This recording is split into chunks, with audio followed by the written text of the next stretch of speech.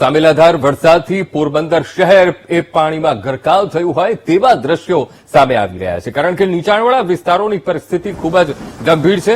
Ranavav bypass પાસે ઘૂંટણસમા પાણી ભરાયા છે અને સોસાયટીઓના રોડ પર જળ ભરાવને કારણે લોકોને હાલાકી પડી રહી છે। અમે આપને ટીવી સ્ક્રીન ઉપર દ્રશ્યો પણ બતાવી રહ્યા છીએ। નીચાણવાળા વિસ્તારો જે છે પોરબંદર શહેરના, ત્યાંની સ્થિતિ ખૂબ જ ગંભીર છે। શહેરના મોટાભાગના વિસ્તારોમાં જળભરાવ થયો છે અને આ પાણી ક્યારે ઓસરશે એ ખબર નથી, કારણ કે પોરબંદર પંથકમાં એક તરફ અનરાધાર વરસાદ વરસી રહ્યો છે અને ખાસ કરીને જે સોસાયટી વિસ્તાર છે ત્યાં જળભરાવ થવાથી લોકોને મુશ્કેલી પડી રહી છે।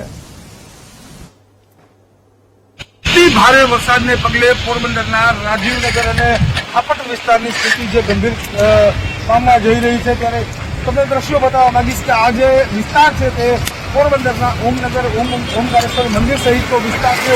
સમગ્ર વિસ્તાર જે છે તે અત્યારે પાણીમાં ભેટમાં થઈ રહ્યો છે।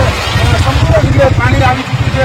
એક ગાડીઓ પણ તમને બતાવવા માંગીશ કે ગાડીઓ પણ અત્યારે જે છે અંદર પાણીમાં ડૂબી રહી છે, ખાડામાં પડી રહી છે।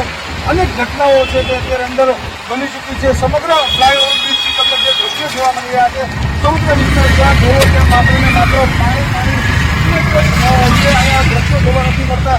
સમગ્ર વિસ્તારની અંદર પાણી ફરી વળતા લોકોનું જનજીવન છે તે ખોરવાયું છે। પ્રભાવિત થયેલા તમામ વિસ્તારોની અંદર અત્યારે માત્ર પાણી, લોકોને જમવા રહેવાની પણ સગવડતા અત્યારે નથી। લોકો ફરિયાદ કરી રહ્યા છે કે અમને અહીંયા સરકાર તરફથી કોઈ પણ પ્રકારની સૂચન કે સૂચનાઓ આપવામાં આવી નથી, કે અમારા માટે કોઈ વ્યવસ્થા કરવામાં આવી નથી।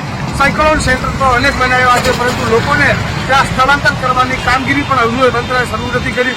અત્યારે જે સ્થિતિનું નિર્માણ થયું છે તે માત્ર પોરબંદર શહેર નહીં, આસપાસના તમામ વિસ્તારો જે છે ત્યાં પાણી આવ્યું છે, ત્યાં લોકોને અત્યારે ચા પીવાના પણ ફાફા છે, જમવાની વાત તો દૂર છે। ચેતન ચંદ્રા, BTV ન્યૂઝ, પોરબંદર।